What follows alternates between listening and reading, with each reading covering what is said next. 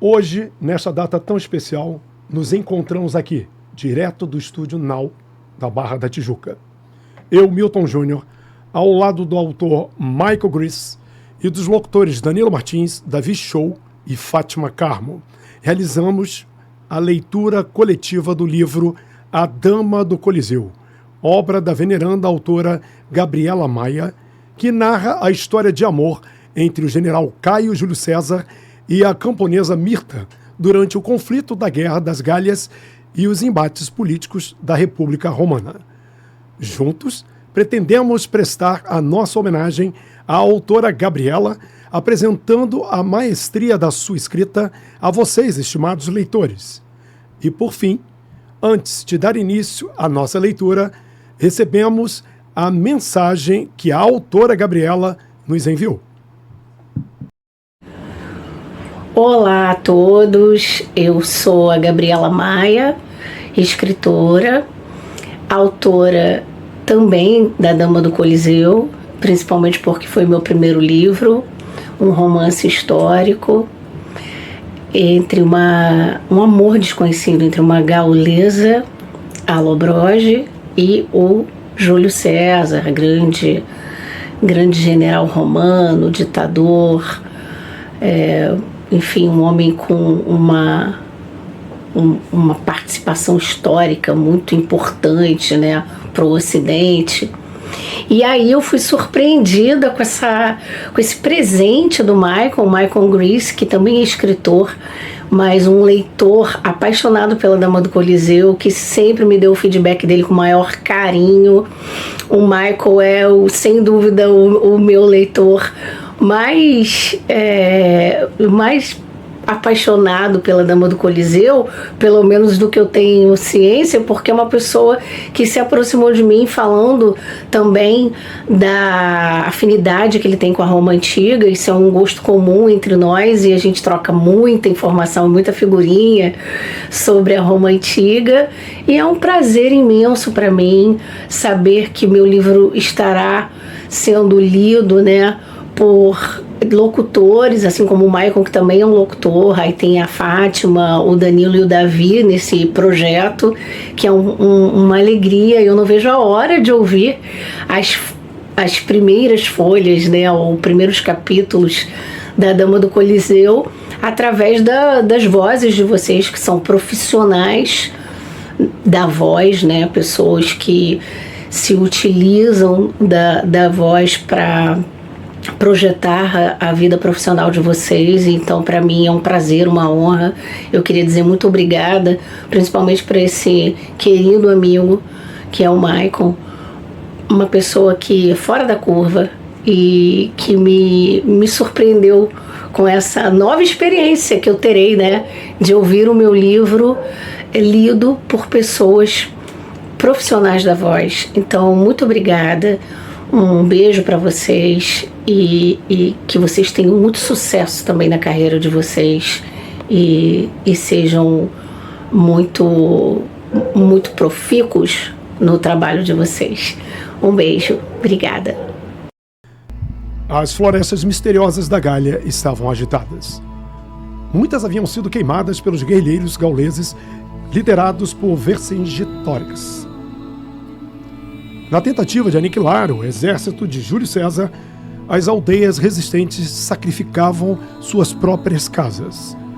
O sustento da gente que se rendera ao domínio romano agora jazia no solo seco e sem vida. Com isso, deixavam para trás um recado: se não houvesse liberdade gaulesa, não haveria sobrevida para os forasteiros de Roma.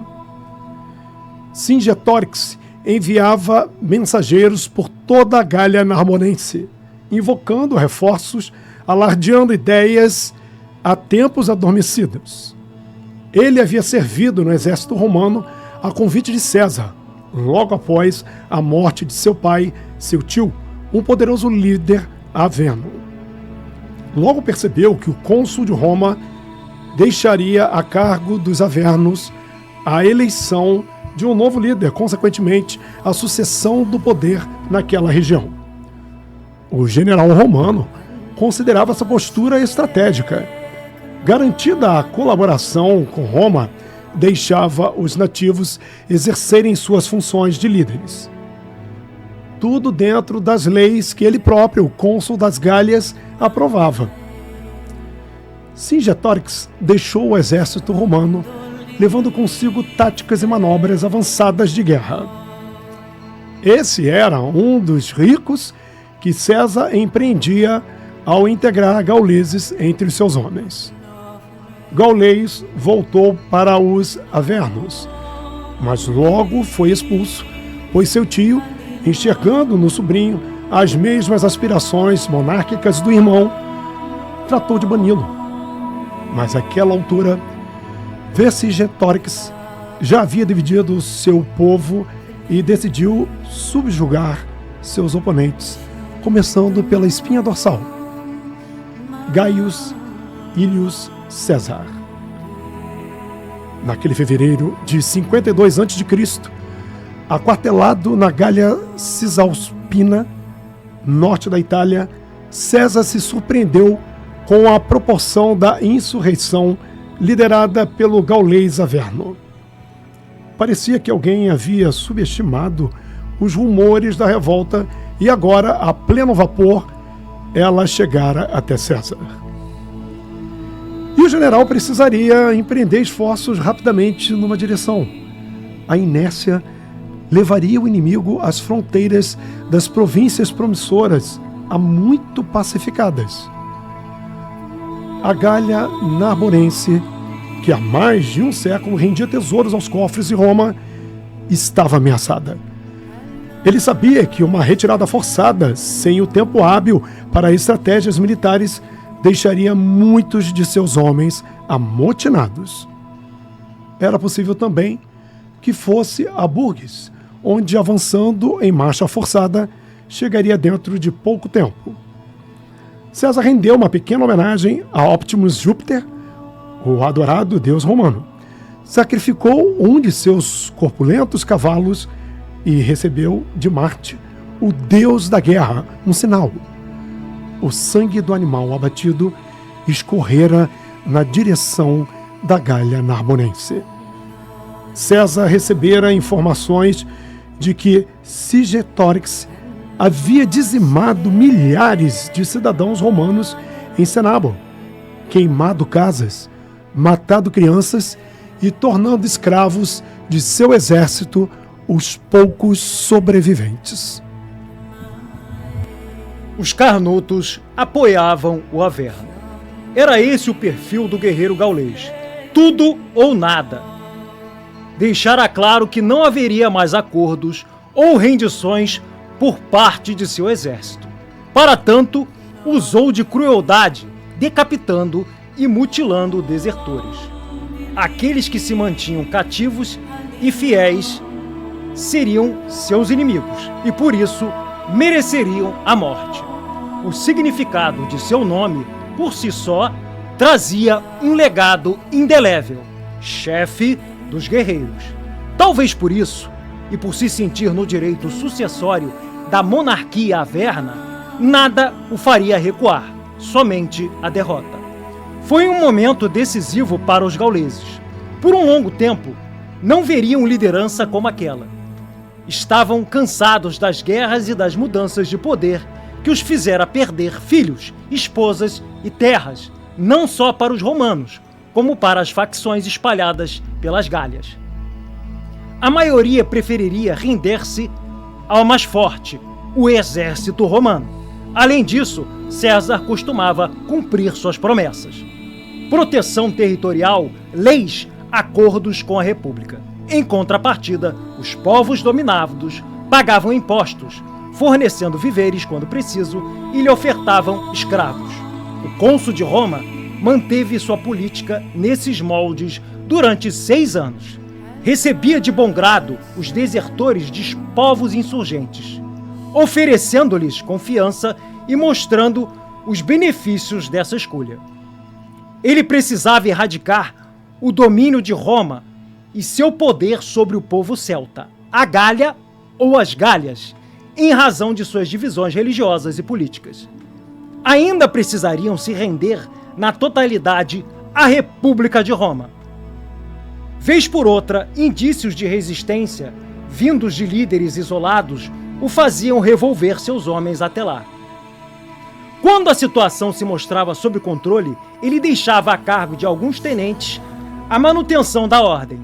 Era seu plano, e assim que se sentisse confortável para partir, seguiria até o nordeste da Gália, em direção à Germânia, e empreenderia sobre aquele povo a força de seu exército.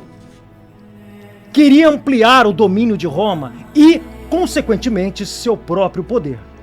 Mas o movimento de Vercingetorix, incitando a liberdade e encorajando o patriotismo adormecido, desviou o curso dos planos de Júlio César, deixando o sangue quase tépido do general fervendo sobre a lórica musculata. No começo, quando chegou à Gália, depois de eleito para o consulado, do ano 59 a.C., César precisou de tempo até estabelecer sua conduta diplomática. Ele fora enviado às Gálias Narbonense e Cisalpina, ambas províncias de Roma. O domínio da região era exercido desde 113 a.C. Nasciam motins isolados em uma e outra tribo, mas a desunião geral dos gauleses favorecia prolongadamente a política romana. Cabia aos líderes locais a decisão de desistir e duelar com os romanos, ou manter sua gente cativa em prol de acordos que César considerava produtivos. As negociações em alguns pontos chegavam a um impasse, e nesses momentos o confronto era inevitável. César notara que, por conta da aptidão de um de seus soldados, conhecedor de vários dialetos gauleses, suas propostas eram recebidas mais facilmente e, em geral, conseguia poupar seus homens de lutas desnecessárias. Havia uma aceitação razoável que confluía, aos poucos, no alvo do general. Logo ele decidira manter o soldado como intérprete permanente, pois o objetivo era afirmar seu consulado, deixando os senadores a par de suas conquistas. Para ele, a passividade dos povos permitia elevá-lo ao status de diplomata e político, já que o general não via propósito em consumar mortes desnecessárias. Os clãs ou aldeamentos, obviamente, ficavam sob os cuidados de algumas centúrias, até que se convencessem da real tendência à colaboração. Não era o interesse de César despertar a fúria dos deuses gauleses. Esse era um princípio fundamental em suas batalhas. Não se conhece o poder dos deuses, venham de onde vierem. Além disso, sua boa relação com os druidas daquela região, líderes religiosos e políticos, o levava a evitar um confronto corpo a corpo simplesmente com o fito de mostrar seu poderio militar. O serviço prestado pelo soldado Ícaro como intérprete oficial de suas campanhas pela Gália Narbonense tornou-se primordial para reduzir o número de mortos. A superioridade tática dos romanos era inegável e muitas vezes o cônsul romano mostrou a ferro e fogo sua disposição em combate. Atitudes de barbárie isoladas, quando de sua chegada, derramaram nos povos da Gália a fama cruel de César. E era justamente aí que o ícone nascia. Diante de novos insurgentes e revoltosos capturados, o general doava-se em complacência, reforçando a fama da personalidade surpreendente. Era inverno, e César sabia o quão dificultoso se tornava o terreno naquela época do ano. Na Gália Cisalpina, as montanhas cobertas de neve seriam atravessadas em tempo recorde, e ele não pretendia abrir espaço para seu inimigo. Era imprescindível agir com brevidade. Foi nesse cenário de baixas temperaturas que os lendários homens confrontaram seus destinos. Os Alabroges. A liderança de Vercingetorix era crescente, mas o gaulês precisaria envidar muitos esforços e demonstrar mais força para reunir um exército ainda maior do que o de Roma. Após o ataque na floresta de Orleans, antiga Cenabum, ele sabia que estava em vantagem sobre os romanos, embora fosse uma questão de tempo.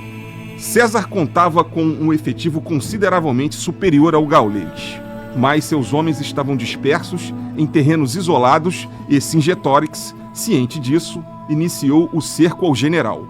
Era um jogo de previsões. Ninguém estava em vantagem declarada por completo. Nem havia essa possibilidade. Parecia que a disputa ficaria a cargo do destino e dos deuses. Os galos cabeludos, como eram chamados os não romanizados, decidiram resolver as alianças de Júlio César, invocando o senso de patriotismo quase morto da sua gente, reforçando o general de Roma a refazer, contrariado, todas as rotas pré-estabelecidas no encalço do inimigo. Foi por entre o rio Ródano e os Alpes que César chegou às aldeias dos Alóbroges. Era o ponto perfeito para uma empreitada combativa a Cingetorix. Então, seus homens montaram mais um acampamento dos tantos que fincaram na Gália. 10 anos antes, o povo alóbroge havia se revoltado contra os romanos, de 62 a 61 a.C. Foram travadas lutas que pareciam intermináveis, mas os romanos acabaram por derrotar os équites gauleses. O líder alóbroge, Cactunagto, fora assassinado e seu povo se rendera logo depois. Com o tempo, as campanhas romanas, alicerçadas por acordos e o domínio local, tornaram o clã submisso e colaborador. E fora para lá que César havia decidido mandar suas 6 legiões para evitar que seu opositor começasse a enfraquecer suas alianças e o domínio romano. Além disso, seus legionários soldados poderiam descansar até o próximo confronto. Quase um século antes, aquela mesma aldeia, o general de Roma certamente não teria ajuda alguma.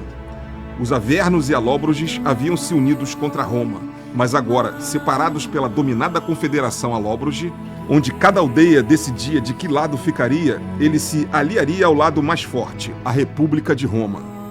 Para César, contar com a colaboração daquela gente, alvo de Cingetorix, representava um passo importante no célere desfecho.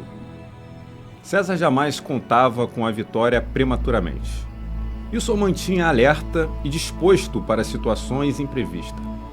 Naquela tarde, seus homens montaram as tendas, antes que a lua cheia tomasse lugar no céu de milhares de estrelas e venosas.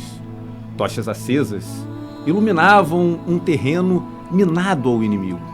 Sem dúvida, o clima da Gália era bem diferente do de Roma. Ali o vento soprava, tão forte que às vezes rasgava a pele, tal como as espadas gaulesas. Mas César gostava do clima, tanto que no inverno se refugiava nos Alpes. Horas antes, tinha se reunido com líderes locais e ficara a par das últimas investidas do rival, Averno. Souberam o número de desertores de Roma, com os quais o gaulês podia contar. Os Alabroges, no fundo, pareciam não estar ao lado de ninguém, a não ser de si mesmos. Antigas alianças com os romanos, desgastadas por promessas não cumpridas, o deixaram receosos e arredios. Por fim, acharam melhor manter a situação de cativos e deixar que a organização política e religiosa de sua aldeia permanecesse de pé. Cícero, senador influente de Roma, anos antes havia prometido benefícios e colaboração financeira para a melhoria de Opta, a cidade amuralhada dos celtas. Mas suas investidas favoreceram apenas o seu lado. Mais uma vez, César via seu destino esbarrar em seu adversário político. Não fosse por isso, os Alabroges estariam bem mais dispostos naquele momento. Mas foi uma questão de tempo. Logo, a veemência e persuasão de César os convenceu de que aquela era a escolha mais acertada.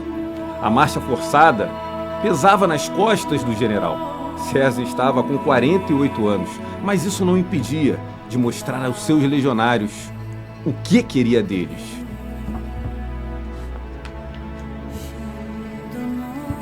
O general fazia apontamentos minuciosos das rotas e táticas implantadas contra os resistentes.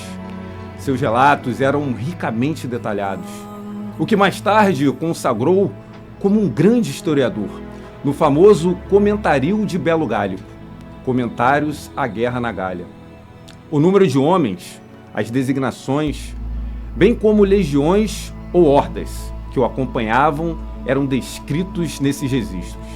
As distâncias e características geográficas de recônditos da Gália ficaram ricamente relatados para a posteridade. Serviçais deixavam-lhe à mão boa quantidade de vela para acender ao longo da noite, período no qual sentia-se pleno para essa espécie de ritual. Não raro, atravessava a madrugada, pondo na escrita observações meticulosas sobre a ocupação maciça do exército comandado por ele.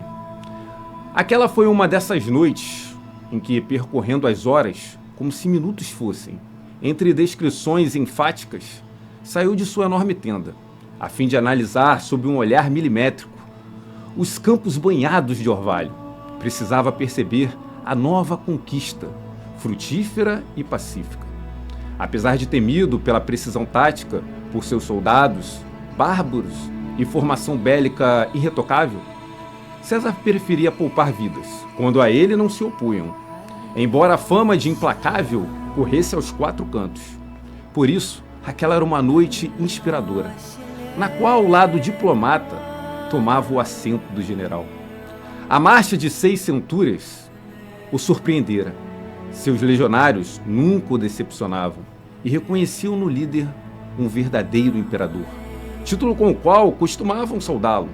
Entre as batidas do Gládio, estavam num ótimo terreno e poderiam arquitetar com vantagem de tempo o próximo ataque a Vercingetorix.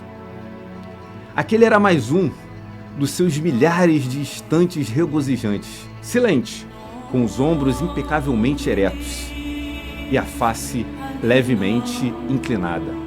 César tomou para si o ar frio da Gália e impregnou seus pulmões com o aroma da terra conquistada. Gostava da Cisalpina, mas a Narbonense parecia igualmente agradável. Notara a beleza selvagem das florestas altivas exalando um perfume novo, embora sua mente inquieta não afastasse das estratégias contra Vercingetorix. César sabia que o descanso renovaria para que nos próximos dias ou semanas derrubassem os planos de seu mais novo adversário. Em meio aos pensamentos militares, notou uma pequena silhueta, passando acima do acampamento, ao largo das trincheiras, numa distância considerável entre um tomador de terras, o seu verdadeiro dono. Estava além das paliçadas, e os homens se agitariam em caso de ameaça. A lua fazia o papel de holofote natural e lhe permitiu captar a imagem do corpo pequeno e delicado embrenhando-se na relva. Usando um vestido escuro e os cabelos longos da mesma cor, na estranha invocou uma inusitada curiosidade em César.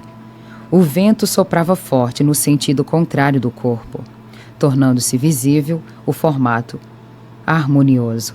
A túnica longa fora puída pela ação do tempo, de modo a torná-la macia, e os fios de cabelo obedeciam aos ditames do vento, dando passagem ao frio da madrugada que tardava em findar, talvez por conta da leveza que com o corpo aparentemente frágil se movia. César permitiu-se desvendá-la, enquanto a urgência do seu domínio se distraía.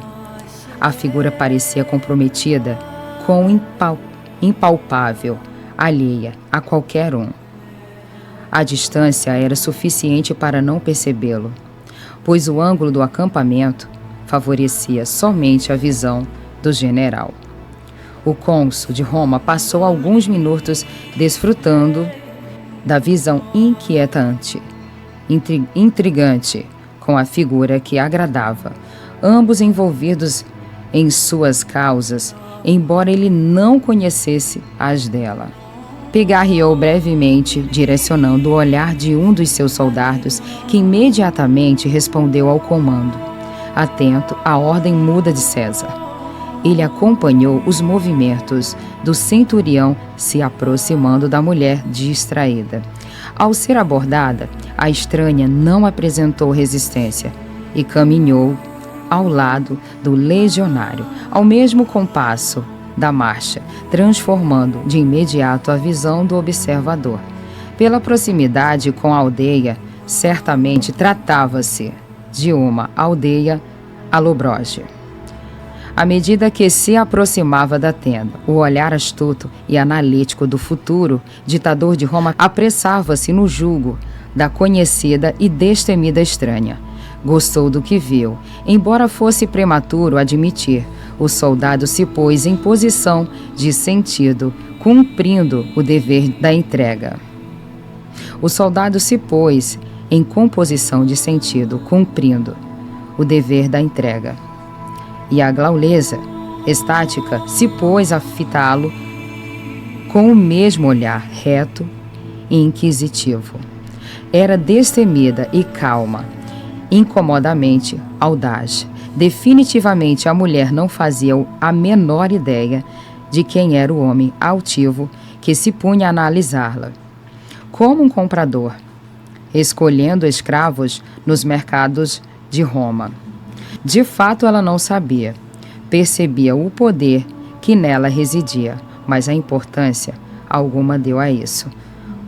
O general notou um ramalhete de folhas e flores em suas mãos, pequenas e delicadas. De perto era menos frágil e a mais bonita.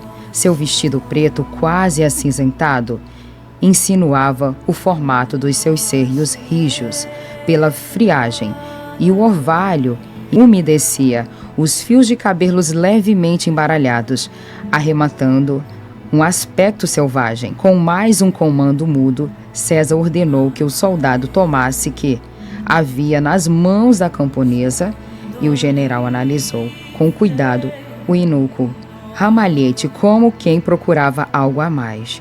Não havia objeto algum capaz de ferir alguém, apenas as frescas e aromáticas folhagens do campo na Gália. E a mulher, quase ainda menina, se perguntava o que um homem riche à sua frente faria com ela.